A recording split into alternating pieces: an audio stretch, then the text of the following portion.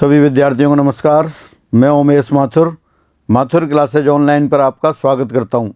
आप पढ़ रहे हैं प्रोबेबिलिटी, प्रायिकता में पिछली क्लास में आपने प्रायिकता की परिभाषा पढ़ ली थी, सैंपल स्पेस पढ़ लिया था उससे पहले, और उन पर कुछ छोटे छोटे एग्जाम्पल किए थे। अभी भी अपन कुछ और जीरो लेवल वाले एग्जाम्पल लेते हैं।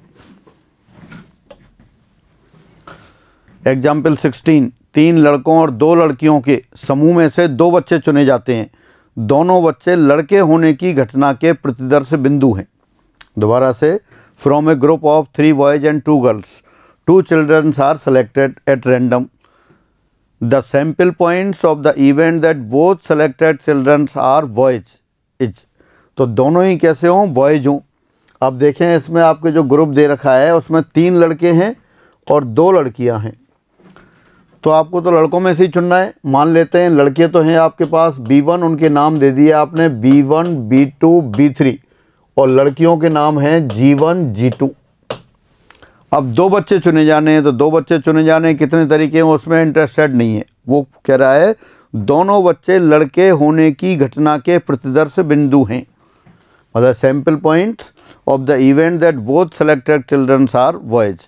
तो देखें, B1 और B2 हो सकते हैं, B1 और B3 हो सकते हैं, B2 और B3 हो सकते हैं। तो 3 केस हो गए। तो कौन सा ऑप्शन दे रखा है? B1, B2, B1, B3, B2, B3। First option देखें, B1, B2, B1, B3, B2, B3। फिर लिखा है B2, B1, B3, B1, B3, B2। इनको डबल ऑर्डर चेंज करके और लिख दिया। तो ये संभव नहीं है। ये क्यों नहीं है? क्योंकि आपने जैसे राम और श्याम को चुना, राम और श्याम चुने और श्याम और राम चुने, दोनों का मतलब एक ही है। क्रम बदलने से कोई चेंज थोड़ी हो रहा है। तो यहाँ क्रम का कोई महत्व भी नहीं है। ग्रुप है, समूह है, तो समूह है तो क्रम का कोई मतलब नहीं है। तो कौन सा आंसर आएगा? B1, B2, B1, B3, B2, B3। ये हुआ। 3 लड़के और 2 लड़कियों के समूह में से 2 बच्चे चुने गए। दोनों चुने गए बच्चे लड़के हों, उनके पॉइंट ये हो गए। फिर आगे बढ़ते हैं। एग्जाम्पल 18, 3 लड़कों एवं 2 लड़कियों के समूह में से 2 बच्चे चुने जाते हैं। वही क्वेश्चन दोबारा आ रहा है। चुने दोनों बच्चों में कम से कम एक लड़की होने की घटना के प्रतिदर्श बिंदु हैं। अब 2 बच्चे चुने गए, दोनों में कम से कम एक लड़की हो। अगेन दोबारा पढ़ते हैं। From a group of 3 boys and 2 girls, 2 children are selected at random. The sample points of the event of at least 1 girl is selected are. तो एक गर्ल सेलेक्ट हो तो कौन से हों? तो देखिए, अगर जीवन सेलेक्ट कर लिया तो जीवन के साथ क्या हो सकता है? अब कम से कम एक लड़की की बात थी, तो एक लड़की भी हो सकती है, दोनों लड़कियां भी हो सकती हैं। तो जीवन के साथ B1 हो सकता है, जीवन के साथ B2 हो सकता है, जीवन के साथ B3 हो सकता है। हाँ, 3 बॉयज हैं, तो जीवन के साथ आपका कौन सा हो सकता है? B1, B2, B3, कुछ भी हो सकता है। साथ साथ ऐसा हो सकता है अगर G2 चुनी जाती तो G2 के साथ B1 हो सकता है, G2 के साथ B2 हो सकता है, G2 के साथ B3 हो सकता है। ये केस हो गए। अब उसके साथ कम से कम एक लड़की की बात थी, तो दूसरी लड़की भी तो हो सकती है, तो इनकी G1, G2 ये हो सकता है। तो कुल कितने पॉइंट हो गए? 3, 3, 6 और 7 हो गए। अब देखें, बी ऑप्शन देखते हैं। G1, G2, G1, B1, G1, B2, G1, B3, G2, B1, G2, B2, G2, B3, यही वाला केस आ गया। पहले में तो G1, G2, G3 लिखा है, सी में सिर्फ अकेली G1 आ गई है, जबकि 2 बच्चे चुने जाते हैं। डी वाले में भी देखें, डी वाले में आपके पास G1, G2, G1, B1, G1, B2, G1, B3, G2, B1। अच्छा, इसमें रिवर्स भी दे रखे हैं, जैसे G1, B1, B1, G1, तो ये अलग अलग है ही नहीं। तो कौन सा आंसर रहा आपका? बी आंसर रहा। 2 बच्चे चुने जाने, दोनों बच्चों में कम से कम एक लड़की हो, तो एक लड़की G1 हो जाए और कोई भी एक लड़का हो जाए, एक लड़की G2 हो जाए, बाकी कोई लड़का हो जाए, या दोनों लड़कियां हो जाएं। तो कुल 7 केस रहे, और जो सेकंड ऑप्शन में दे रखे, कम से कम एक लड़की, कम से कम एक लड़की यानी कि एक या एक से अधिक लड़की। फिर आगे देखते हैं। एक सिक्के को 700 बार उछाला गया और आने वाले परिणामों में 360 चित और 340 पट प्राप्त हुए। चित न आने की प्रायिकता है। दोबारा पढ़ते हैं। A coin is thrown 700 times and the outcomes are noted as 360 heads and 340 tails. The probability of not having a head, head नहीं, चित नहीं, चित नहीं आए, चित नहीं आए इसका मतलब क्या है कि पट आए, तो पट आने की प्रायिकता पूछिए आपसे। तो पट आने की प्रायिकता क्या होगी, पट आने की स्थितियां अपॉन कुल स्थितियां। पट कितने प्रकार से आ रहा है, 340 प्रकार से, और कुल की स्थितियां कितनी है, 700। 0 से 0 कैंसिल हो गया और 2 से और कैंसिल हो गए, 17/35। तो कौन सा आंसर आ, डी आंसर आ गया। क्या था, 700 बार सिक्के को उछाला, 360 बार तो उसमें से चित आया और 340 बार पट आया। आपसे कह रहा है तो किसी भी एक घटना में चित्त न आने की प्रायिकता पूछिए। तो चित्त न आने की प्रायिकता यानी कि हेड आने की प्रायिकता, चित्त नहीं आए, चित्त नहीं आए यानी कि हेड आए, वो पट आए, टेल आए। तो पट आने की स्थितियाँ कितनी है, 340 बार पट आ रहा है और कुल स्थितियाँ कितनी है, 700। तो 340/700 क्या होता है, अनुकूल स्थितियाँ अपॉन कुल स्थितियाँ। तो 340/700 17/35 हो गया। और देखते हैं, बिल्कुल जीरो लेवल के क्वेश्चन चल रहे हैं, और जो छोटे एग्जाम होते हैं छोटे लेवल के, जिनमें 10 तक का सिलेबस आता है, उन सभी एग्जाम में ऐसे ही क्वेश्चन बनते हैं और सभी तरह के क्वेश्चन कवर हो रहे हैं अपनी 1-2 क्लासों में। तो आप ये देख सकते हैं। 20, एक सिक्के को 700 बार उछाला गया और आने वाले परिणामों में 360 चित और 340 पट आए। पट न आने की प्रायिकता, उसी क्वेश्चन को दोबारा लिख दिया है लेकिन पूछी दूसरी बात है। एक बार और पढ़ते हैं। A coin is thrown 700 times and the outcomes are noted as 360 heads and 340 tails. The probability of not having a tail, not tail, not tail यानी कि पट नहीं, पट नहीं आने की प्रायिकता। पट नहीं आएगा तो क्या आएगा, चित आएगा, यानी कि हेड आने की प्रायिकता। और हेड कितनी बार आया है, 360 बार। तो 360/700 कितना हो गया, 18/35 हो गया। बेहद आसान क्वेश्चन और बिल्कुल आसानी से आपने कर लिया। 700 बार सिक्के को उछाला, 360 बार हेड आया, और तो हेड आने की प्रायिकता कितनी हो गई, 360/700। आपसे पूछा था टेल नहीं आने की प्रायिकता, पट नहीं आने की प्रायिकता। पट नहीं आएगा तो क्या आएगा, हेड आएगा। तो हेड आने की स्थितियाँ अपॉन कुल स्थितियाँ। प्रायिकता की परिभाषा आपने पढ़ लिया, आप जानते हैं अच्छी तरह से किसी भी घटना की प्रायिकता क्या होती है, उस घटना की अनुकूल स्थितियाँ, फेवरेबल केसेज अपॉन कुल स्थितियाँ, टोटल नंबर ऑफ केसेस। तो 360/700 आ गया 18/35।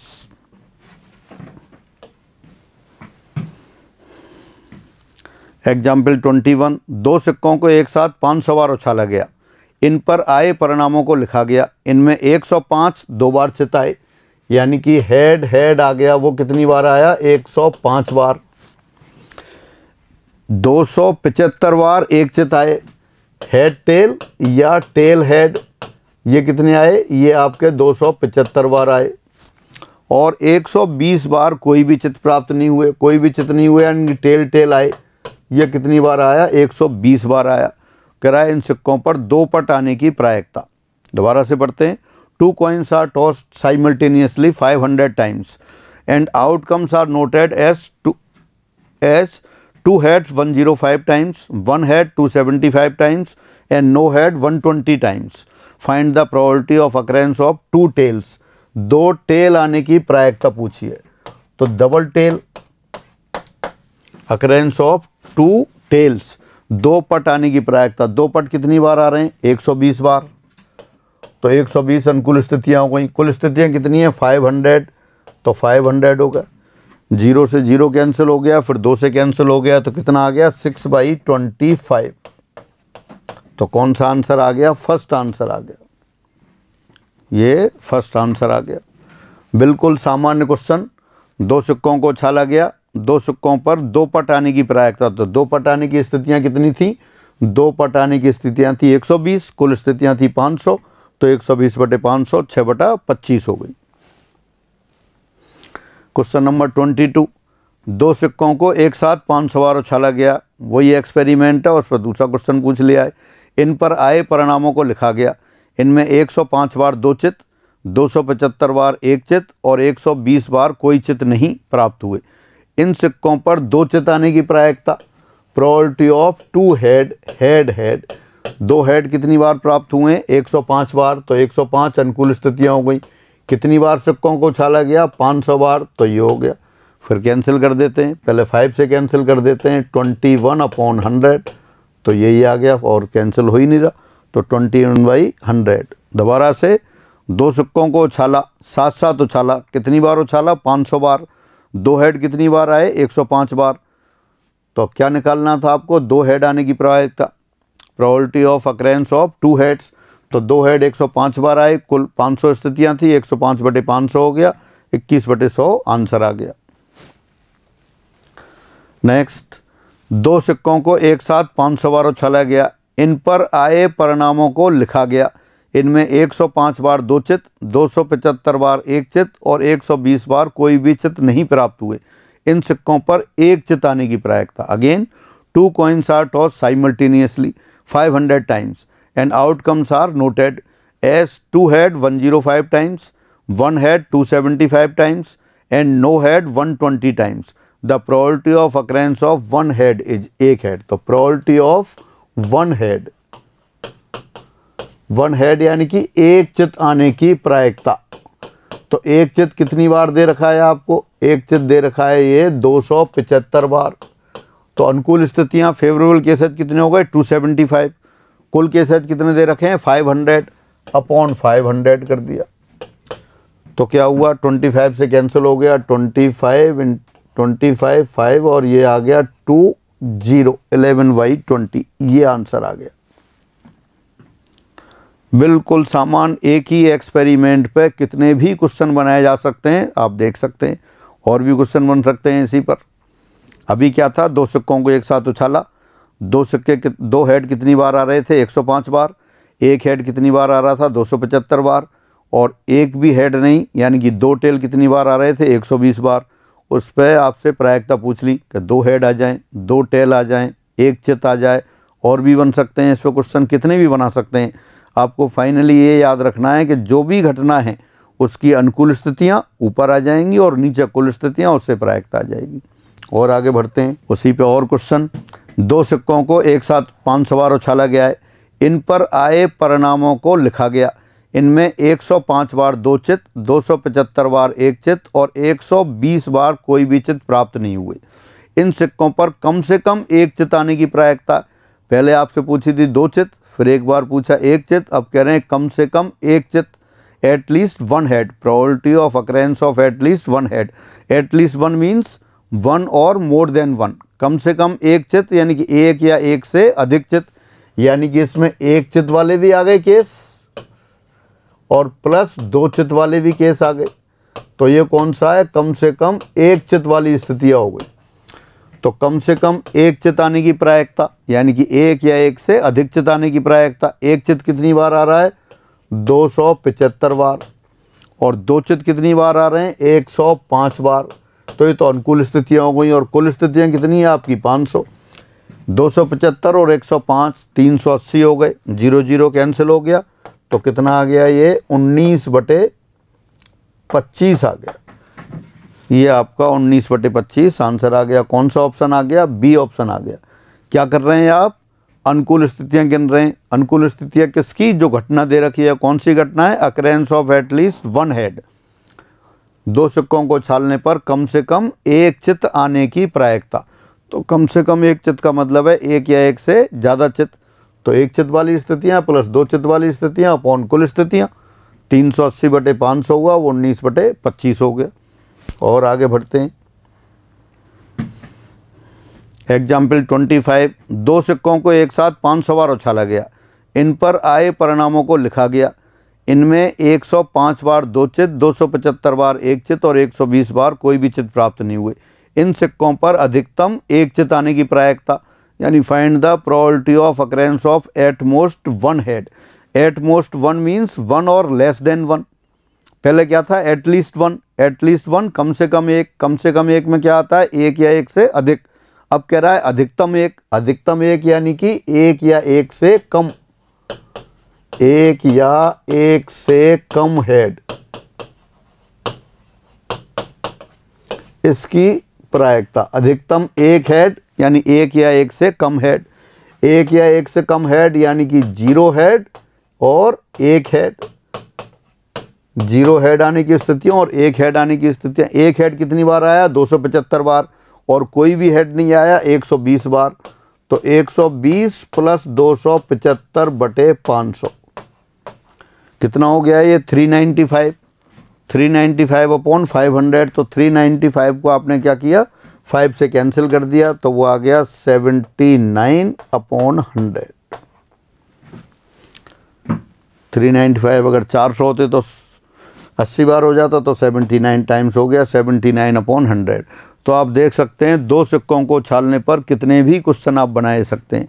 क्या क्या हुआ? आपने 2 चित पूछ लिए, 2 सिक्कों को उछाला तो 2 चित आने की प्रायिकता पूछ ली, 2 हेड आने की प्रायिकता पूछ ली, 1 चित आने की प्रायिकता पूछ ली। इसी को 1 पट आने की भी कह सकते थे। कम से कम 1 हेड आने की प्रायिकता, कम से कम 1 हेड यानी कि 1 या 1 से अधिक हेड। अब कह दिया अधिकतम 1 हेड आने की प्रायिकता, अधिकतम 1 हेड हो गया तो अधिकतम 1 हेड यानी कि 1 या 1 से कम हेड, और कम से कम 1 या 1 से ज़्यादा। एट मोस्ट 1 और लेस देन 1 यानी कि 0 हेड प्लस 1 हेड। दोनों की स्थितियाँ काउंट की और कुल स्थितियाँ 500 थी। तो आपका आंसर आ गया 79 बटे 100। 26, एक पासे को 800 बार फेंकने पर जो परिणाम प्राप्त हुए उनमें आए अंकों 1, 2, 3, 4, 5 और 6 के आने की बारंबारता निम्नानुसार है। यानी कि अभी 2 सिक्के फेंक रहे थे, अब आपने क्या किया? एक पासा ले लिया, पासे को 800 बार फेंका, और पासे को फेंकेंगे तो ऊपर वाली फेस पे जो आएगा वही रिजल्ट माना जाता है। ऊपर वाली फेस पे 1, 2, 3, 4, 5, 6 कितनी बार आए वो सारे लिखे हुए हैं। 1 144 बार आया, 2 152 बार आया, 3 136 बार, 4 128 बार, 5 118 बार, 6 122 बार। सबका सम अपने पास देखेंगे तो कितना आ जाएगा? 800 आ जाएगा। अब कह रहा है पासे पर विषम संख्या आने की प्रायिकता है। पासे पर कैसा है? विषम संख्या है। विषम संख्या कौन सी होती है? 135। एक बार और पढ़ते हैं। A die is thrown 800 times and the frequencies of outcomes of the numbers 1, 2, 3, 4, 5, 6 are noted और these are as follows. Outcome 1, 2, 3, 4, 5, 6 और ये इनकी फ्रीक्वेंसीज हो गई। कह रहा है find the probability of getting N odd number. प्रायिकता किसकी? ऑड नंबर, ऑड नंबर आने की, ऑड नंबर आने की यानी कि विषम संख्या आने की प्रायिकता पूछी है आपसे कि विषम संख्या कितनी बार, मतलब विषम संख्या की प्रायिकता क्या है। यहाँ विषम संख्या कौन कौन सी है? 1, 3, 5 यानी कि प्रोबेबिलिटी ऑफ 1 या 3 या 5 आए। तो 1 आने की स्थितियाँ कितनी है? 1 कितनी बार आ रहा है? 144 बार आ रहा है। 3 कितनी बार आ रहा है? 3 136 बार आ रहा है। और 5 कितनी बार आ रहा है? 118 बार आ रहा है। और कुल कितनी स्थितियाँ हैं? 800। तो ये प्रायिकता हो गई। क्या होती है प्रायिकता? प्रायिकता होती है आपकी कुल स्थितियाँ अपॉन अनुकूल स्थितियाँ अपॉन कुल स्थितियाँ। एक पासे को 800 बार फेंका गया और उस पर आए परिणामों को नोट किया गया। 1 कितनी बार आया? 2, 3, 4, 5, 6। फिर कह रहा है कि उस पर विषम अंक आने की प्रायिकता ज्ञात करो। तो विषम अंक आने की स्थितियाँ अपन ऊपर लिख ली और कुल स्थितियाँ नीचे हो गई। तो देखते हैं अपने पास क्या आएगा। हाँ, 136, 44 ये हो गया आपका 280, 280 और एक ये 398 बटे 800 हो गया। अब इसको कैंसिल कर देते हैं अपन। 2 से 398 बटे 800, तो ये 199 अपॉन 400 हो गया। 2 से कैंसिल हो गया। 398 डिवाइडेड बाई 2 199, तो इतना आ गया 199 अपॉन 400। तो कौन सा आंसर आ गया आप देख सकते हैं इसमें, ये 199 अपॉन 400 सी आ गया। तो इस तरह से ये आंसर आ गया। दोबारा से देख लें क्वेश्चन क्या था। एक पासे को उछाला गया, 800 बार फेंका गया और 800 बार फेंका गया। जो उस पासे पर अलग अलग परिणाम प्राप्त हुए उनको अपन ने काउंट कर लिया। फिर आपसे पूछा है कि पासे पर विषम अंक आने की प्रायिकता। तो आप देखेंगे विषम अंक कितनी बार आ रहा है। विषम अंक कौन सा हो सकता है? विषम संख्या कौन सी है? 1 या 3 या 5। आपने देखा 1 144 बार आ रहा है, 3 136 बार आ रहा है, 5 118 बार आ रहा है। तीनों को जोड़ दिया तो विषम संख्या आने की स्थितियाँ हो गई। कितनी हो गई वो? 398 और कुल स्थितियाँ कितनी थी 800, 2 से डिवाइड कर दिया 199/400, सी आंसर आ गया। फिर आगे बढ़ते हैं।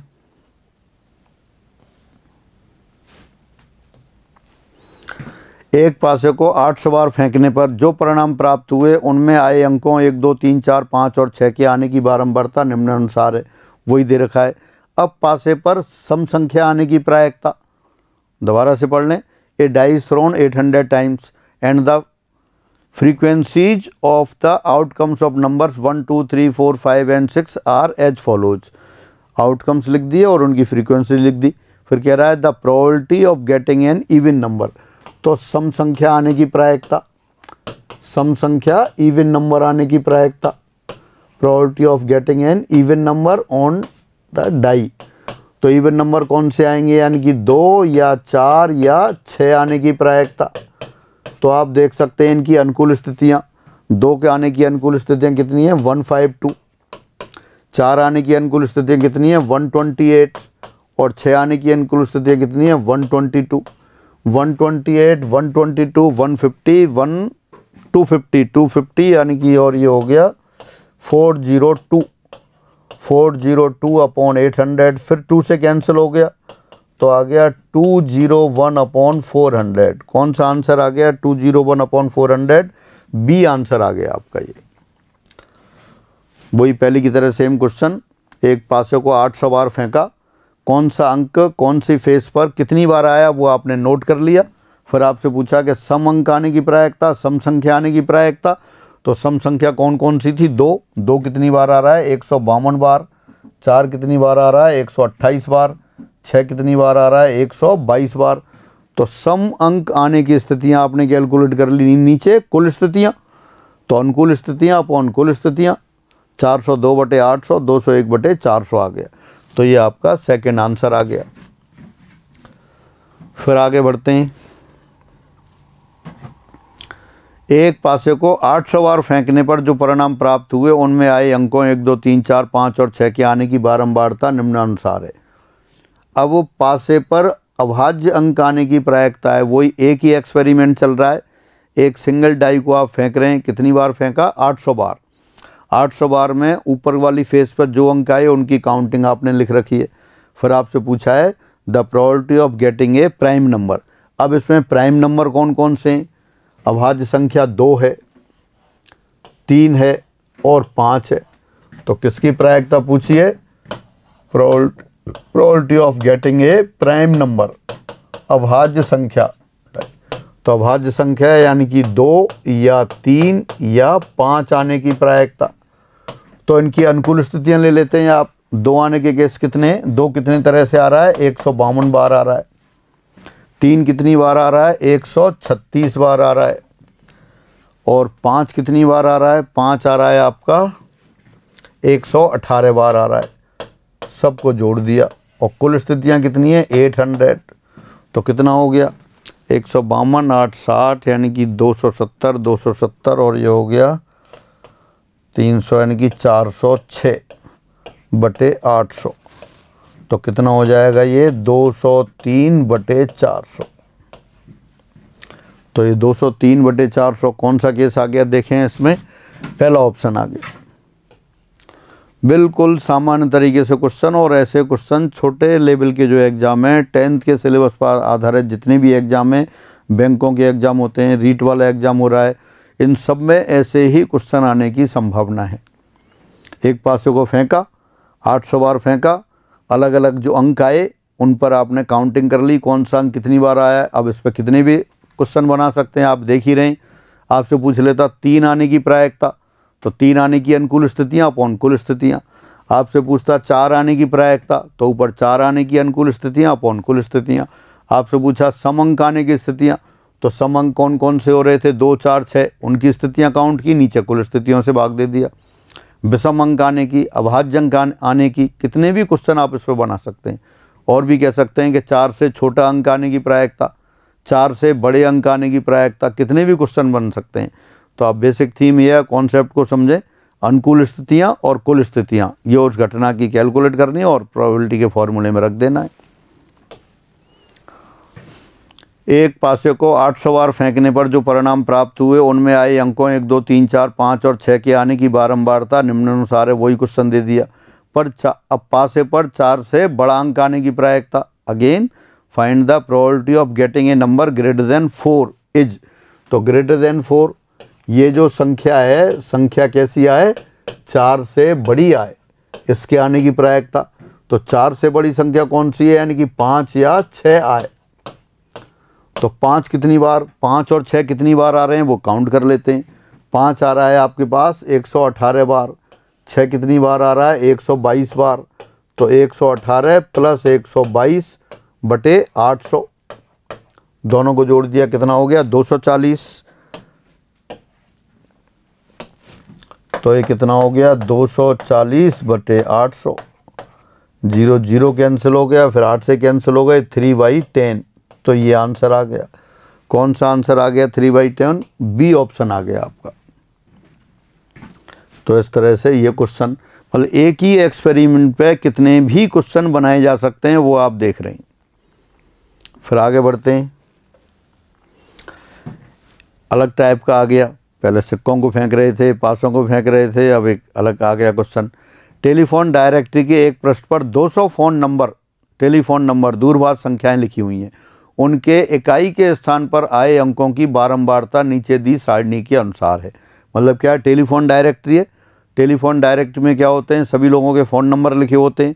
तो अब यहाँ क्या है? टेलीफोन डायरेक्टरी का कोई एक पेज है, उस पर 200 लोगों के नंबर लिखे हैं, लेकिन 200 लोगों के नंबर्स के जो फ़ोन नंबर लिखे हैं उनकी जो लास्ट डिजिट है, यूनिट डिजिट, उनकी डिटेल दे रखी है। लास्ट डिजिट 0 हो सकती है, 1 हो सकती है, 2 3 4 5 6 7 8 कुछ भी हो सकती है। 0 कितनी बार आ रहा है? 0 22 बार आ रहा है, 1 26 बार, 2 22 बार, 3 22 बार, 4 20 बार, 5 10 बार, 6 14 बार, 7 28 बार, 8 16 बार और 9 20 बार आ रहा है। अब क्वेश्चन क्या है? इस पृष्ठ को देखे बिना एक अंक याद रक्षा चुना गया, इकाई के स्थान पर अंक 6 आने की प्रायिकता बताओ। इकाई के स्थान पर 6 कितनी बार आ रहा है, वो 6 आने की प्रोबेबिलिटी क्या है वो पूछिए। एक बार और पढ़ते हैं क्वेश्चन को। On one page of a telephone directory, there were 200 telephone numbers. The frequency distribution of their unit place digit is given in the following table. Digit दे रखी है और नीचे उनकी फ्रीक्वेंसी दे रखी है, जो अभी अपन देख रहे थे। Without looking at the page, A number is chosen at random, the probability that the digit in unit place is 6। यानी कि इकाई के स्थान पर या इकाई का अंक 6 होने की, इकाई का अंक 6 होने की प्रायिकता पूछी आपसे। Probability that unit digit is 6। तो 6 कितने प्रकार से आ सकती है आप देख सकते हैं। 6 14 प्रकार से आ रही है। कुल कितने नंबर थे? 200। तो 200 से भाग दे दिया, 2 से कैंसिल हो गया, 7/100 आ गया। 7/100 कौन सा ऑप्शन आ गया आप देख सकते हैं? बी ऑप्शन आ गया। फाइनली वही सीधी सी बात है, जिस घटना की भी प्रायिकता पूछी जाएगी, जो इन्फॉर्मेशन आपको दे रखी है उसकी सहायता से उस घटना की अनुकूल स्थितियां देखेंगे और कुल स्थितियां। अनुकूल स्थितियों में कुल स्थितियों से भाग दे देंगे, आपके पास जो आ जाएगा आंसर वही आपकी प्रोबेबिलिटी होगी। फिर आगे बढ़ते हैं। अभी तक ऑप्शन दे रखे थे, अब छोटे छोटे क्वेश्चन जो बार बार आते रहते हैं, सब जगह आते रहते हैं, तो ऐसे क्वेश्चन कुछ और हैं, उनकी लिस्ट बनाई हुई है, वो अपन करते हैं। 2 सिक्कों को उछालने पर एक चित आने की प्रायिकता बताइए। Find the probability of getting 1 head on 2 coins tossed. तो पहले तो अपन ये देखें कि 1 हेड का सैंपल स्पेस क्या होगा। सैंपल स्पेस होता है 1 हेड का हेड आएगा या टेल आएगा। 2 सिक्कों को उछालने पर, 2 सिक्के हैं, 2 सिक्के उछाले हैं, तो 2 सिक्कों का सैंपल स्पेस बनाएं आप। 2 सिक्कों की उछाल का सैंपल स्पेस 2 हेड आ सकते हैं, 1 हेड आ सकता है, 1 हेड यानी कि हेड टेल, टेल हेड, और 2 टेल आ सकते हैं। ये 2 सिक्कों की उछाल का सैंपल स्पेस है। आपसे पूछा है probability of getting 1 head on 2 coins. तो प्रोबेबिलिटी ऑफ 1 हेड, 1 हेड आने की प्रायिकता। तो 1 हेड कितनी स्थितियों में आ रहा है? 2 स्थितियों में। कौन कौन सा? Head tail, tail head. और कुल स्थितियां कितनी हैं? 4। तो प्रोबेबिलिटी कितनी हो गई? 1/2। दो सिक्कों को उछालने पर एक हेड आने की प्रायिकता 2/4 1/2 हो गई। बेहद आसान क्वेश्चन। अपन ने जो सैंपल स्पेस बनाए थे पिछले से पिछली क्लास में, तो वो सारे सैंपल स्पेस आप एक बार प्रैक्टिस करके रखेंगे और ये आपको लर्न होना चाहिए कि किसमें कितने केस आ रहे हैं, और लर्न होंगे। बहुत आसान है। अगर आपको पहले से याद है तो बहुत बढ़िया है, अगर नहीं याद है तो थोड़ा सा आप ट्राई करेंगे, याद हो जाएंगे। आगे देखते हैं। दो सिक्कों को उछालने पर कम से कम एक चित आने की प्रायिकता, वही सैंपल स्पेस आपके पास पहले से बना हुआ है। Head head, head tail, tail head, tail tail. अब क्या कह रहा है, find the probability of getting at least one head on 2 coins. तो probability of at least one head, at least one head यानी कम से कम एक चित्त, कम से कम एक चित्त, एक हेड। तो कम से कम एक चित्त का मतलब है एक या एक से ज़्यादा चित्त। तो एक या एक से ज़्यादा चित्त कितने केस हो गए, ये 3 केस हो गए। और अनुकूल स्थितियाँ कितनी हैं, 4, तो प्रोबेबिलिटी 3/4 हो गई। दो सिक्कों को उछालने पे अपन क्वेश्चन कर रहे हैं, 3 सिक्के भी उछाल सकते हैं, 4 भी उछाल सकते हैं, ज़्यादा भी उछाल सकते हैं। तो सिंपल केस है में 2 और 3 के बनते हैं। दोनों के सैंपल स्पेस आपने बनाए थे, आसान है, तो उन्हीं पे आधारित क्वेश्चन हो रहे हैं। तो इस तरह से दो सिक्कों को उछालने पर कम से कम एक चित आने की प्रायिकता 3/4 हो गई।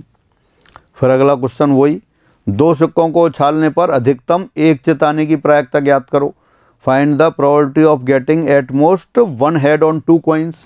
फिर वही 2 कॉइन्स का सैंपल स्पेस आपने लिख रखा है, क्या है, H H, H tail, tail H, tail tail. अब कह रहा है probability of at most one head, अधिकतम एक हेड, अधिकतम एक हेड। अधिकतम एक हेड का मतलब है एक या एक से कम हेड। आप इसको ऐसे समझ सकते हैं, जैसे क्लास में 10 नंबर का टेस्ट लिया और टीचर ने कहा कि वो सारे बच्चे खड़े हो जाओ जिनके ज़्यादा से ज़्यादा 1 नंबर आया है। ज़्यादा से ज़्यादा 1 नंबर आया है यानी कि 1 और 1 से कम नंबर वाले, मतलब 0 नंबर वाले भी खड़े होंगे और 1 नंबर वाले भी खड़े होंगे। ऐसा ही यहाँ है, ज़्यादा से ज़्यादा 1, तब तो क्या होगा, 1 या 1 से कम वाले खड़े होंगे। अगर वो कहता कि कम से कम 5, तो कम से कम 5 यानी 5, 6, 7, 8, 9, 10 वो वाले होते। अब ये कह रहा है अधिकतम एक हेड, अधिकतम एक हेड, 1 या 1 से कम हेड। 0 हेड वाले भी आएंगे और 1 हेड वाले भी आएंगे। तो इसमें कितने हो गए, फिर वही 3 केस हो गए। तो 3/4 प्रोबेबिलिटी हो गई। एक हेड के तो 2 केस हो गए और 1 से कम हेड, 0 हेड यानी कि 2 टेल वाला वो 0 हेड हो गए, तो 3/4 आ गया। तो जैसे जैसे आप इसको क्वेश्चन कह रहा है बिल्कुल उसी तरह से करना है। दो सिक्के उछालें तो पहले तो अपन को ये देखना है दो सिक्कों को उछालेंगे कितने तरह से, वो सैंपल स्पेस में आ गए सारे। फिर कम से कम एक हेड में 1 या 1 से कम हेड, अधिकतम एक हेड में 1 या 1 से, कम से कम एक हेड में 1 या 1 से ज़्यादा हेड, अधिकतम एक हेड में 1 या 1 से कम। यहाँ अधिकतम हेड 1 हेड, तो 1 और 1 से कम हेड यानी कि 0 हेड और 1 हेड वाली स्थितियाँ ली। फिर आगे बढ़ते हैं। 3 सिक्कों को उछालने पर एक चित आने की प्रायिकता बताइए। Find the probability of getting one head on 3 coins tossed. अब 3 सिक्कों के बाद हो गई, तो 3 सिक्कों का सैंपल स्पेस ये भी आपने लिखा हुआ है पहले। हो सकता है तीनों हेड आ जाएं। कितने केस थे ये आपको याद करके रखने हैं, जो सैंपल स्पेस अपन ने क्लास में बनाए थे। 3 हेड की 1 स्थिति आती है, 2 हेड की 3 स्थितियाँ आती हैं, 1 हेड की 3 स्थितियाँ आती हैं और 0 हेड की 1 स्थिति आती है। अब ये क्वेश्चन पूछा है एक चित, तो सीधा लिख देंगे आप 3/8। क्यों 3/8 लिख देंगे, क्योंकि एक चित आने की 3 स्थितियाँ हैं। कौन सी स्थितियाँ हैं वो मैं बता दे रहा हूँ। हेड हेड हेड, तीनों हेड आ गए या 2 हेड आ गए, head head tail, head tail head, tail head head, ये 2 हेड वाली स्थितियाँ हो गई। फिर 1 हेड वाली स्थितियाँ देखते हैं। 1 हेड वाली क्या आएगी, head tail tail, tail head tail, tail tail head. फिर एक भी हेड नहीं आए वो वाली स्थितियाँ हो गई, हेड वो टेल टेल टेल, तीनों टेल आ जाएंगे। तो इसलिए कितनी स्थितियाँ जो ब्लैक वाली हैं वो 1 हेड वाली स्थितियाँ हैं। तो प्रायिकता कितने की, एक चित आने की, एक चित आने की प्रायिकता कितनी हो गई, 3/8 आ गई। बाकी आपको याद करके रखना है, जब 3 सिक्कों को उछालेंगे तो कुल स्थितियाँ कितनी आएंगी, 2 गुणा 2 गुणा 2, 8 स्थितियाँ आएंगी। सैम्पल स्पेस अपन ने बनाया था, एक बार मैं दोबारा बता दूं उसी को। पहला सिक्का उछाला आपने, पहले सिक्के पर हेड आ सकता है या टेल आ सकता है। दूसरा सिक्का उछालें तब पहले पे हेड आ गया तो दोबारा भी फिर हेड आ सकता है, या अब हेड आ गया तो फिर टेल आ सकता है। पहले सिक्के पे टेल आ गया तो दूसरे सिक्के पे हेड आ सकता है या टेल आ सकता है। तो 2 सिक्कों की बात देखें तो क्या आएगा, head head head tail, tail head tail tail. लेकिन यहाँ 3 सिक्कों की बात हो रही है। अब तीसरा सिक्का उछालते हैं, पहले पे हेड आ गया, दूसरे पे हेड आ गया, तो तीसरे पे क्या आएगा, तीसरे पे हेड भी आ सकता है, टेल भी आ सकता है। पहले पे हेड आ गया, दूसरे पे टेल आ गया, तो तीसरे पे फिर हेड भी आ सकता है, टेल भी आ सकता है। पहले पे टेल आ गया, दूसरे पे हेड आ गया, तो तीसरे पे हेड भी आ सकता है, टेल भी आ सकता है। पहले पे टेल आ गया, दूसरे पे टेल आ गया, तो तीसरे पे फिर हेड भी आ सकता है, टेल भी आ सकता है। तो कुल कितने केस हो गए, हेड हेड हेड एक केस, हेड हेड टेल दूसरा, हेड टेल हेड तीसरा, हेड टेल टेल चौथा, टेल हेड हेड पांचवा, टेल हेड टेल छठा, टेल टेल हेड सातवां, टेल टेल टेल आठवां। तो यही केस अपन ने लिखे थे। इनको कैसे लिख देते हैं, अगर सैम्पल स्पेस एस से डिनोट करें तो 3 हेड वाली स्थितियां 1, 2 हेड वाली स्थितियां 3, head tail head, tail head head, 1 head वाली स्थितियां 3, head tail tail, tail head tail, tail tail head, और 0 हेड वाली स्थिति 1, यानी कि तीनों टेल आ जाएं। तो इस तरह से आप जब भी 3 सिक्के उछाले जाएंगे, इसी सैम्पल स्पेस पर सारे क्वेश्चन हो जाते हैं। और क्वेश्चन देखते हैं। 3 सिक्कों को उछालने पर कम से कम एक चित्त आने की प्रायिकता, find the probability of getting at least 1 head. कम से कम एक हेड, तो कम से कम एक हेड यानी कि 1 या 1 से अधिक हेड। कम से कम एक हेड का मतलब है 1 हेड या 2 हेड या 3 हेड। इसकी प्रायिकता आपसे पूछिए। तो अभी आपने देखा था 1 हेड कितनी प्रकार से आ रहा है, 3 प्रकार से। 2 हेड कितनी प्रकार से आ रहे हैं, 3 प्रकार से। 3 हेड 1 प्रकार से, बटे 8, तो 7 बटे 8 हो गई। यानी जो पीछे सैम्पल स्पेस आपने बना रखा है, 3 हेड वाली स्थितियां कितनी है, 3 हेड वाली स्थितियां 1 है, 2 हेड वाली स्थितियां 3 है, 1 हेड वाली स्थितियां 3 है, और 0 हेड वाली स्थिति 1 है।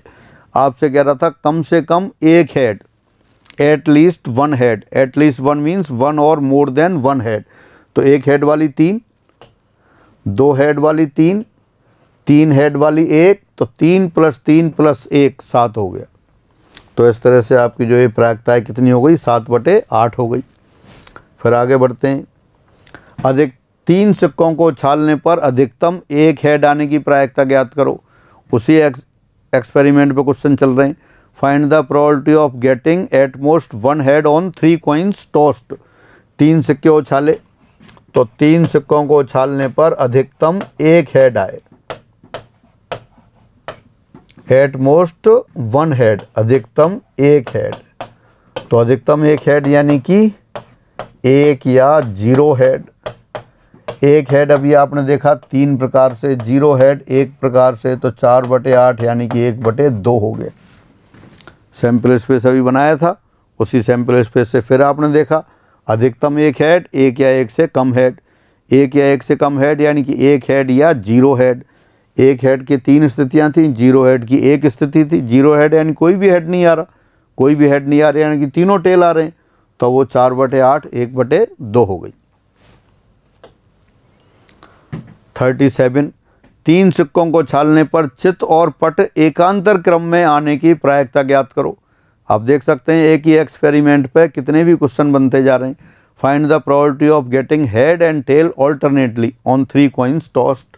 मैं दोबारा बना देता हूँ एक बार, या वैसे ही इसका ही केस देख लें। Head tail head, tail head tell, ये तो 2 अनुकूल स्थितियाँ हो गई, और कुल स्थितियाँ कितनी हैं 8, तो 2 बटे 8 हो गया। फिर प्रायिकता एच व टेल एकांतर क्रम में आने की, ऑल्टरनेटली अकर करने की, कितना हो जाएगा 2/8 1/4 आ गया। पूरा सैंपल स्पेस एक बार दोबारा बना देता हूँ। देखें सैंपल स्पेस जो पीछे बनाई था अभी, head head head, head head tail, head tail head, tail head head, फिर एक हेड वाली लेंगे head tail tail, tail head tail, tail tail head और टेल टेल टेल। कौन सी स्थितियाँ थी आपकी? एकांतर क्रम से आने पर तो एक तो हेड टेल हेड ये वाली हो गई और टेल हेड टेल ये वाली हो गई। 2 अनुकूल स्थितियाँ और कुल स्थितियाँ कितनी? कुल स्थितियाँ 8, तो 2/8 1/4 आ गया। फिर आगे बढ़ते हैं। 2 पासों को साथ साथ उछालने पर उन पर असमान अंक आने की प्रायिकता ज्ञात करो। अब 2 पासों के सैंपल स्पेस को याद करो। 2 पास फेंकते हैं, पहले पासे पर 6 प्रकार से आएगा, दूसरे पासे पर भी 6, कुल स्थितियां तो होती हैं 36। अब 36 में कौन कौन सी स्थितियां होती हैं ये आपको याद होगा। अगर पहले पासे पर 1 आ जाए, पहले पासे पर 1 आएगा तो दूसरे पासे पर क्या आएगा? दूसरे पासे पर कोई भी अंक आ सकता है, 1 आ सकता है, 2 आ सकता है, 3 4 5 6 कुछ भी आ सकता है। देखें मैं यहाँ से हटा दूँ, इसको इधर लिख देता हूँ, वहाँ प्रायिकता लिखेंगे। पहले पासे पर 1 आ गया तो दूसरे पर 1 आ सकता है, 2 आ सकता है, 1 3 आ सकता है, 1 4 आ सकता है, 1 5 आ सकता है, 1 6 आ सकता है। अब वो कह रहा है असमान अंक आने की प्रायिकता, तो समान कौन कौन से हैं? समान इसमें 1 1 आएगा, 2 2 आएगा, 3 3 आएगा, 4 4 आएगा, 5 5 आएगा, 6 6 आएगा। समान अंक कितने प्रकार से आएगा? 6 प्रकार से, 1 1 2 2 3 3 4 4 5 5 6 6। तो असमान अंक कितने आएंगे? बाकी सारे पद असमान अंक वाले ही हो गए। तो 2 पासों पर असमान अंक आने की प्रायिकता, probability of getting different digit on 2 dice toss. तो डिफरेंट केस कितने हो रहे हैं? 30 और कुल कितने हैं? 36। 6 से काट दिया, 5/6। अगर आपसे पूछता है कि समान अंक आने की प्रायिकता बताइए, तो समान अंक आने की स्थितियाँ कितनी थी? 6 थी, तो 6/36 हो जाता। यहाँ असमान की पूछी है, असमान अंक आने की स्थितियाँ कितनी है? असमान अंक आने की स्थितियाँ आपकी 30 है, तो 30/36 5/6 आ गया। इस पर भी कितने भी क्वेश्चन बन सकते हैं 2 पासों पर।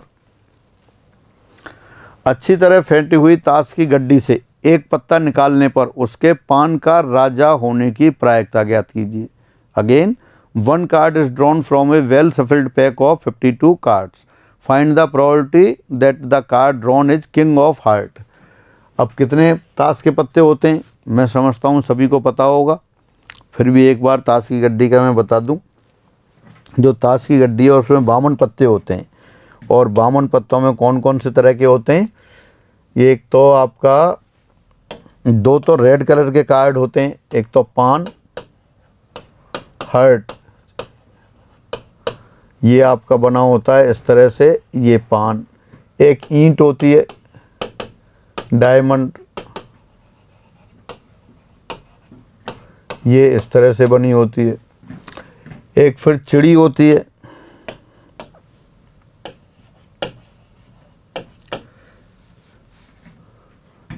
चिड़ी क्लब, और एक हुक्म होता है, स्पेड। चिड़ी आपकी इस तरह से बना होता है डिजाइन, और स्पेड में आपके इस तरह से होता है, ये पान की तरह, और पीछे इसके ये होती है।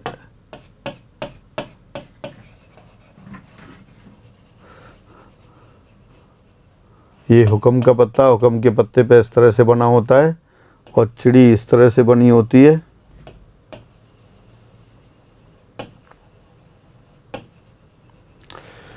और ये आपका ईंट और पान के पत्ते हो गए।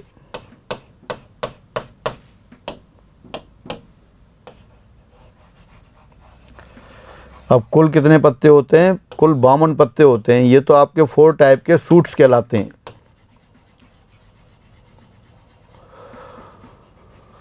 तो उनमें पत्ते कौन कौन से होते हैं? उनमें एक तो 1 से लेके 13 तक के नंबर होते हैं। जैसे यहाँ होते हैं आपके 1 2 3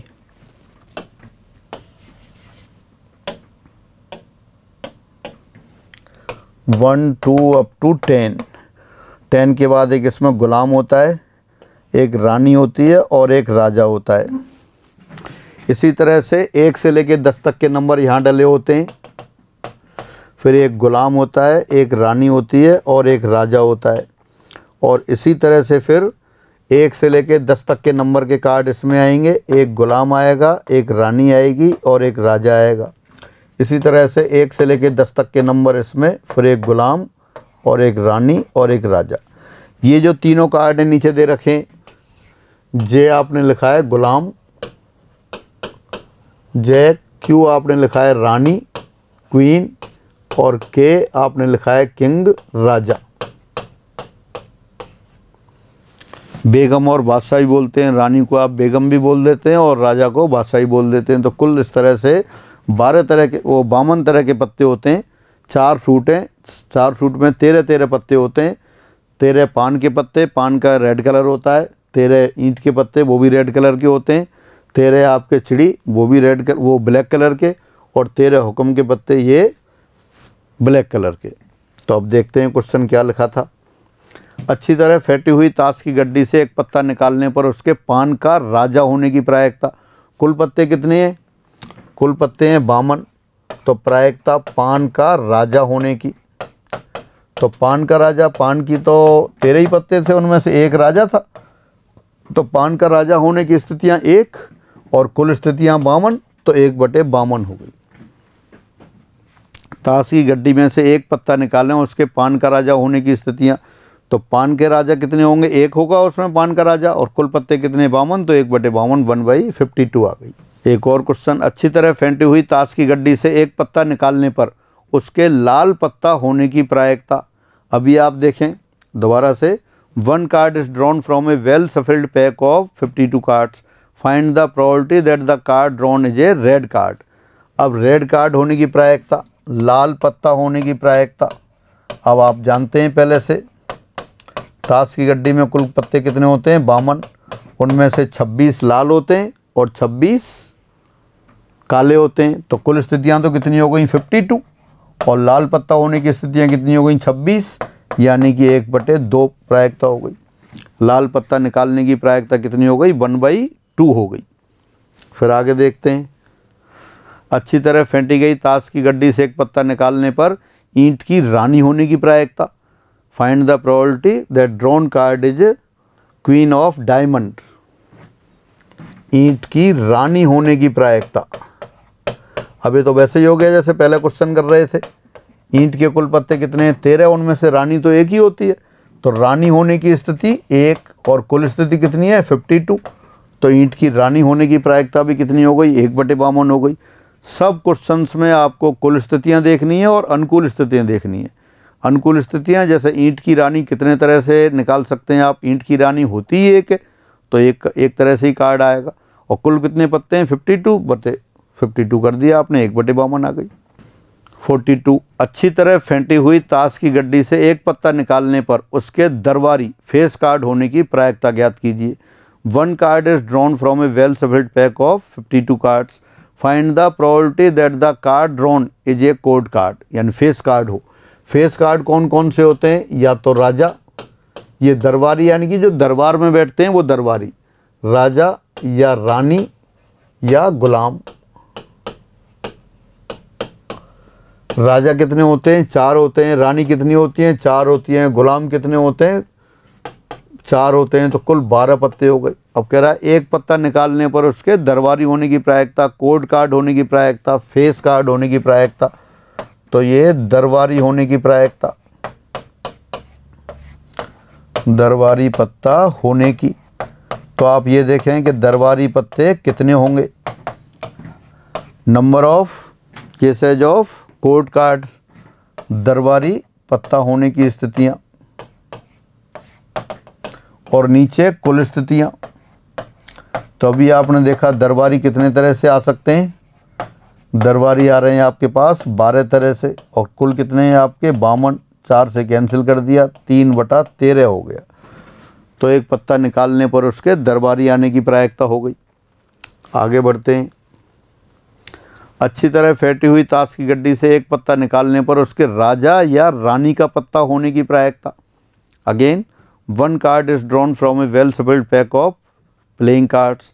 find the probability that the card drawn is either a king और ए क्वीन।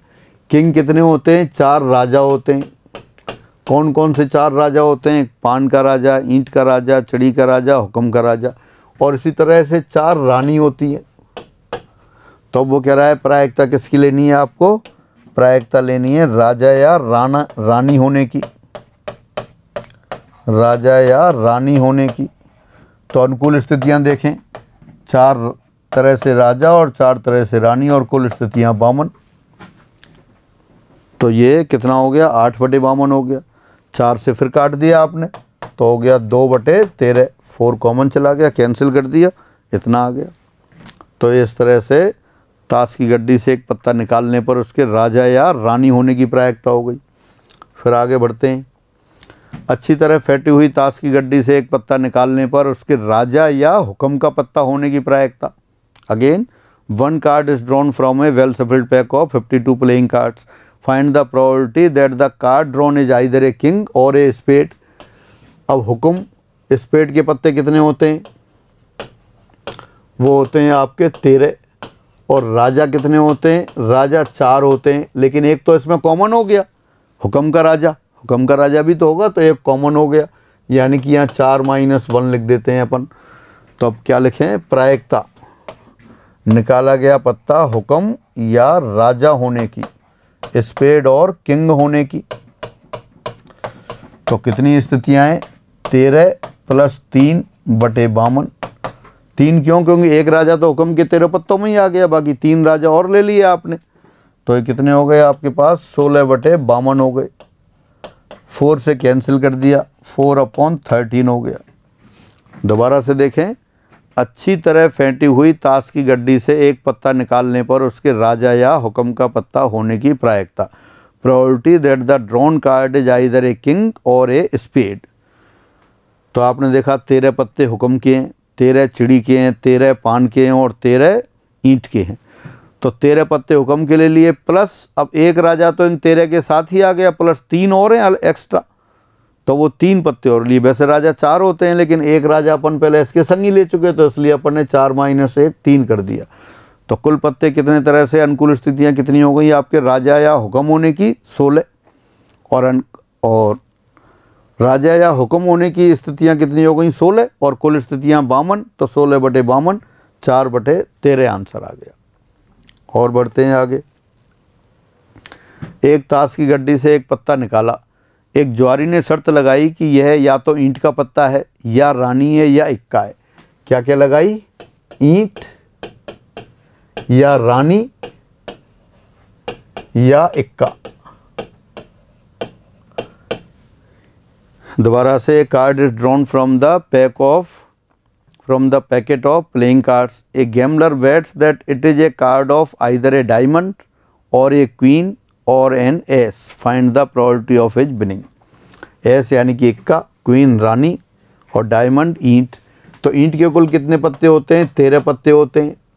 रानी कितनी होती है? रानी 4 होती हैं, लेकिन 4 रानियों में से एक रानी तो पहले ईंट के साथ ही आ गई, तो ये फिर कितनी गिनेंगे अपन? 4 - 1। इसी तरह से इक्का कितने होते हैं? इक्का भी 4 होते हैं, लेकिन एक इक्का तो ईंट के साथ पहले ही आ गया, तो ये कितना आएगा? ये भी 4 - 1। दोबारा से, जो पत्ता निकाला गया है उसको वो ज्वारी शर्त लगाता है कि या तो ये ईंट का पत्ता है, या रानी है, या ये इक्का है। तो ईंट के पत्ते ले लिए पहले आपने 13, फिर रानी और काउंट करें। रानी 4 होती हैं, लेकिन एक रानी तो ईंट के 13 पत्तों में पहले से ही आ गई, तो अपन ने 3 और जोड़ेंगे। तो कुल पत्ते, अनुकूल स्थितियाँ कितनी हो जाएंगी? 13 + 3 + 3। इसी तरह इक्का 4 होते हैं, लेकिन एक इक्का तो आपने ईंट के साथ गिन लिया, तो 3 और लेने पड़ेंगे। तो कितने हो गए? 13 + 3 16 + 3 19। तो देयरफॉर अभिष्ट प्रायिकता ईंट या रानी या इक्का होने की 19/52। ये आंसर आ गया आपका। तो जो आपसे क्वेश्चन पूछा कि ताश की गड्डी में से एक पत्ता निकाला और कोई ज्वारी है, गैम्बलर है, वो शर्त लगा रहा है कि या तो ये ईंट का पत्ता है या रानी है या इक्का है, तो क्या प्रायिकता है उसके जीतने की प्रायिकता। तो अनुकूल स्थितियां देखी आपने, अनुकूल स्थितियां कितनी हो गई, 13 + 3 + 3 16 और 3 19, और कुल स्थितियां 52 नहीं, तो 19/52 आ गया। अगला क्वेश्चन, दो पासों को उछालने पर अंकों का योग 10 या 10 से अधिक होने की प्रायिकता ज्ञात करो। Find the probability of getting a sum of 10 or more than 10 on 2 dice tossed. ये अपन ने देख लिया था कि योग कितना हो सकता है। योग आपका कम से कम 2 पासों को जब उछालते हैं, एक पासे पर अंक 1 से लेकर 6 तक कुछ भी आ सकता है, दूसरे पासे पर भी 1 से लेकर 6 तक कुछ भी आ सकता है। जब दोनों पासों पर आए अंकों का योग करेंगे तो कम से कम योग तो होगा 2, 1 + 1, और ज़्यादा से ज़्यादा कितना होगा, 12। तो योग की स्थितियाँ क्या क्या बनती हैं, 2 3 4 5 6 7 8 9 10 11 12, और ये स्थितियाँ अपन ने याद कर ली हैं। 2 कितने तरह से आता है, इनकी फ्रीक्वेंसी बारंबारता लिख लेते हैं। 2 एक प्रकार से आता है, 3 2 प्रकार से, 4 3 प्रकार से, 5 4 प्रकार से, 6 5 प्रकार से, 7 6 प्रकार से, 8 5 प्रकार से, फिर 9 ये 4 प्रकार से, 10 3 प्रकार से, 11 2 प्रकार से, 12 1 प्रकार से। कौन कौन से आते हैं ये सब अपन ने पिछली से पिछली क्लास थी जो, उसमें सैम्पल स्पेस बनाया था, फिर सबको जोड़ा था। तो ये सारे केस आपको लिखने हैं। तो कुल स्थितियाँ तो कितनी है, 36, और ये अनुकूल स्थितियाँ कितनी हो गई, 10 या 10 से अधिक आने की स्थितियाँ। तो 10 या 10 से अधिक स्थितियाँ कौन सी हो गई, ये वाली नीचे 3 2 1। और अगर ये टेबल याद नहीं है तो आपको अलग से बनाना पड़ेगा। अलग से लिखेंगे तो क्या लिखेंगे, कुल स्थितियों की संख्या पहले, कुल स्थितियाँ कितनी हो गई, 36। अब योग 10 या 10 से या बड़ा होने की अनुकूल स्थितियाँ। क्वेश्चन तो कर लिया आपने, क्वेश्चन तो कौन सा है वो आपने याद कर रखा है पहले से। क्या याद कर रखा है कि 10 आने की स्थितियाँ 3 है, 11 आने की स्थितियाँ 2 हैं, 12 आने की स्थितियाँ 1 है। और अगर ये याद नहीं कर रखा है तो आपको यहाँ लिखना पड़ेगा। 10 होने की स्थितियाँ कौन कौन सी हो गई, 6 4 5 5 4 6। 2 पासों को उछालेंगे, एक पासे को उछालने पर 1 से लेकर 6 तक कोई भी अंक आएगा, दूसरे पासे को उछालने पर भी 1 से लेकर 6 तक कोई भी अंक आएगा। तो ये 3 स्थितियाँ हो गई। 11 आने की स्थितियाँ कौन सी हो गई, 11 की आने की स्थितियाँ लिखते हैं आप 5 6 6 5। और फिर 12 आने की स्थितियाँ लिखेंगे तो 12 आने की स्थितियाँ कितनी हो गई, 6 या 6। योग कैसा हो, 10 या 10 से बड़ा हो। 10 या 10 से बड़ा यानी कि 10 हो सकता है, 11 हो सकता है, 12 हो सकता है। तो उनकी स्थितियाँ काउंट की 6 हो गई, और कुल स्थितियाँ आपकी 36 है। तो देयरफॉर रिक्वायर्ड प्रोबेबिलिटी, अभिष्ट प्रायिकता, अभिष्ट प्रायिकता यानी कि 2 पासों को उछालने पर अंकों का योग 10 या 10 से बड़ा होने की प्रायिकता, तो 6/36 यानी कि 1/6 आ गया। तो ये आंसर आ गया आपका।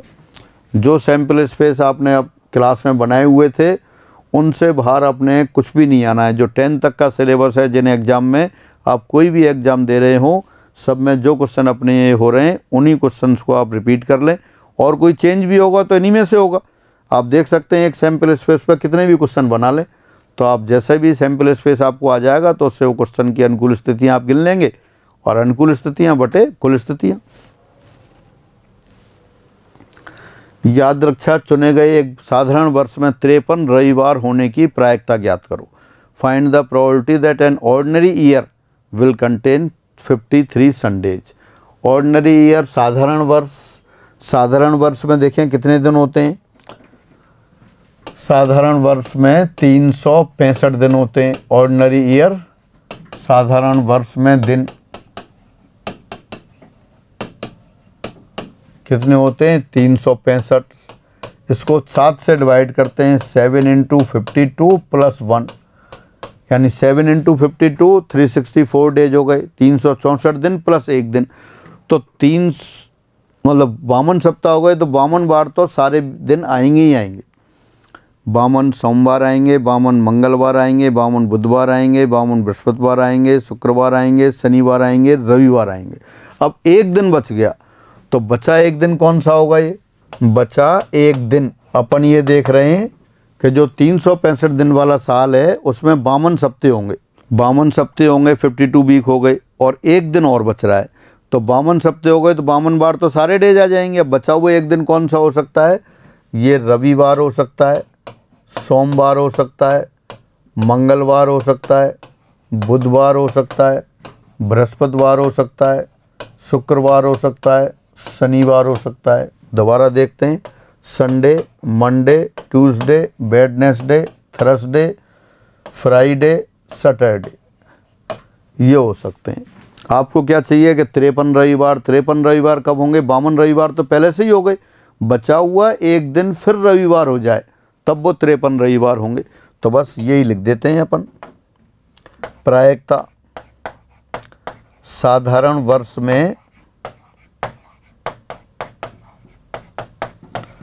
53 रविवार होने की, तो 53 रविवार होने की मतलब है बचा हुआ एक दिन रविवार होने की, बचा एक दिन, यानी कि जो ऑड डेज कह सकते हैं, बचा एक दिन रविवार होने की। अब बचे एक दिन की कितनी स्थितियां हैं? 7 स्थितियां बन रही हैं, देख सकते हैं आप। ये Sunday, Monday, Tuesday, Wednesday, Thursday, Friday, Saturday, 7 स्थितियां हैं। 7 स्थितियों में रविवार कितनी बार आ रहा है? एक बार रविवार आ रहा है सिर्फ, ये रविवार है एक, बाकी तो कोई रविवार दिखाई नहीं दे रहा। तो क्या आ जाएगी फिर यहाँ प्रायिकता? अनुकूल स्थितियां 1 आ गई, कुल स्थितियां 7 हो गई, तो 1/7 आ गए। और अगर आपसे पूछता कि 53 सोमवार होने की, तो बचे 7 दिन में सोमवार भी एक बार आ रहा है, तो सोमवार होने की भी कितनी होती? 1/7 होती। आपसे ये पूछता कि साधारण वर्ष में 53 रविवार होने की प्रायिकता 1/7, 53 सोमवार होने की वो भी 1/7, 53 मंगलवार होने की प्रायिकता वो भी 1/7, 53 बुधवार होने की प्रायिकता वो भी एक साथ। इस सबको आप लिख के याद कर लें। एक साधारण वर्ष में नंबर 1 53 रविवार होने की प्रायिकता कितनी हो गई? 1/7। और आपसे पूछा कि 53 मंगलवार होने की प्रायिकता, 53 मंगलवार होने की प्रायिकता, वहाँ आपने देखा था मंगलवार भी एक ही बार आ रहा है, हर दिन एक बार आ रहा है। बचा हुआ एक दिन है, तो बचा हुआ एक दिन आपका रविवार, सोमवार, मंगलवार, बुधवार, बृहस्पतिवार, शुक्रवार, शनिवार, कुछ भी हो सकता है। तो प्रत्येक दिन के बचने की 1/7। और जब एक दिन अगर मंगलवार बच रहा है, 52 मंगलवार तो पहले ही हो गए, क्योंकि 52 सप्ताह हो गए थे। बचा हुआ एक दिन मंगलवार और हो गया, तो 53 मंगलवार और हो गए, तो 1/7। यहाँ लिख देता हूँ फिर मैं, 53 बुधवार होने की प्रायिकता वो भी 1/7 आएगी। सोमवार छोड़ दिया है, सोमवार भी लिख देता हूँ, 53 सोमवार होने की प्रायिकता। साधारण वर्ष में चल रहा है सारा, ये लीप वर्ष में नहीं है, तो आप ये याद रखेंगे। 53 रविवार होने की 1/7, मंगलवार होने की 1/7, सोमवार होने की 1/7, बुधवार होने की 1/7, और आपसे पूछा 53 बृहस्पतिवार होने की, गुरुवार होने की प्रायिकता वो भी आपकी 1/7। फिर आपसे पूछा 53 शुक्रवार होने की प्रायिकता। तो कोई भी दिन हो, ये आपको याद करके रखना है। ये मैं पर्पजली लिख रहा हूँ जिससे कि आपको याद हो जाए, ये एग्जाम में आते ही रहते हैं। 7 53 शनिवार होने की प्रायिकता, वो भी कितना हो गया? 1/7। जो क्वेश्चन अपन क्लास में कर रहे हैं वो सारे सामान्य क्वेश्चन है, बहुत इजी क्वेश्चन है, पॉपुलर क्वेश्चन है। 2 सिक्कों को उछालने पर कितने क्वेश्चन बन सकते हैं वो आप देखेंगे। 3 सिक्कों को उछालने पर, 1 पासे को उछालने पर, 2 पासों को उछालने पर, इसी तरह से बन गया कि एक साधारण वर्ष में 53 रविवार होने की प्रायिकता 1/7, 53 सोमवार होने की प्रायिकता 1/7। अब आगे बढ़ते हैं। अब आ गया याद रक्षा चुने गए एक साधारण वर्ष में 52 रविवार होने की प्रायिकता। Find the probability of an ordinary year which contains 52 Sunday, will contain 52 Sunday, यानी कि 52 रविवार होने की। अभी आप देख रहे थे 365 दिन थे, 365 दिन में जब आपने 7 से भाग दिया था 365, ये हो गया 7 × 52 + 1, तो ये 52 सप्ताह हो गए। 52 सप्ताह होने का मतलब है प्लस एक दिन बच गया, एक विषम दिन बच गया, ऑड डे बच गया।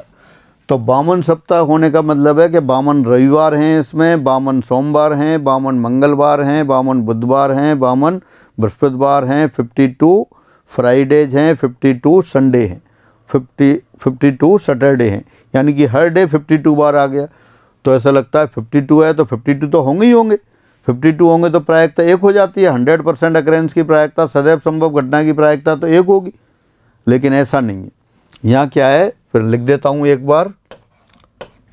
साधारण वर्ष में, साधारण वर्ष कौन सा है जिसमें 365 दिन है, 52 रविवार होने की प्रायिकता।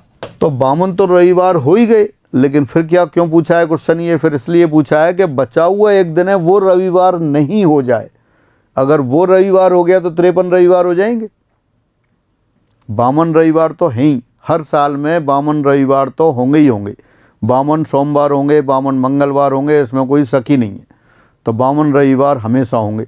लेकिन अगर वो बचा हुआ एक दिन भी रविवार हो गया तो 53 हो जाएंगे। तो अपन को ये केस लिखना है कि बचा हुआ एक दिन रविवार नहीं हो।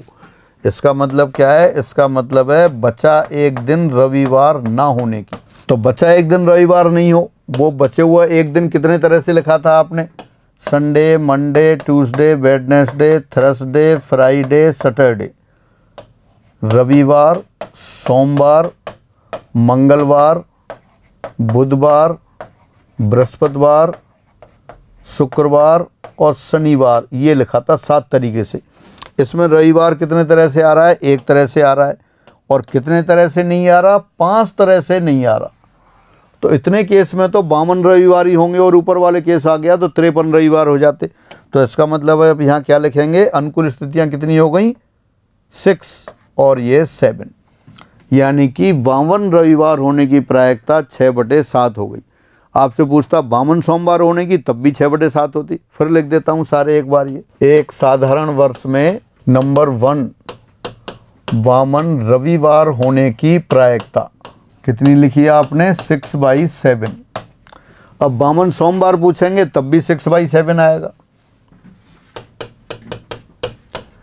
52 सोमवार होने की, ये भी आपका कितना आ गया, 6/7 आ गया। 52 मंगलवार होने की, 52 मंगलवार होने की प्रायिकता, ये कितना हो गया, ये भी 6/7 आ गया। 52 बुधवार होने की प्रायिकता, 52 बुधवार होने की, ये भी 6/7 आ गया। फिर 52 बृहस्पतिवार होने की, 52 थर्सडे होने की, ये भी 6/7 आ गया। 52 शुक्रवार होने की था, ये भी 6/7 हो गई। और इसी तरह से 52 शनिवार होने की प्रायिकता, ये भी 6/7 हो गई। तो ये अपन ने समझ लिए, और समझने के साथ इन सबको आप याद करके रखेंगे कि साधारण वर्ष में 53 रविवार होने की प्रायिकता 1/7 और 52 रविवार होने की प्रायिकता 6/7। तो इस तरह से छोटे छोटे क्वेश्चंस कर रहे थे, अभी क्वेश्चन और भी करने हैं इसमें। तो आज की क्लास में अपन इतना ही रखते हैं, फिर अगली क्लास में देखते हैं। सभी को नमस्कार।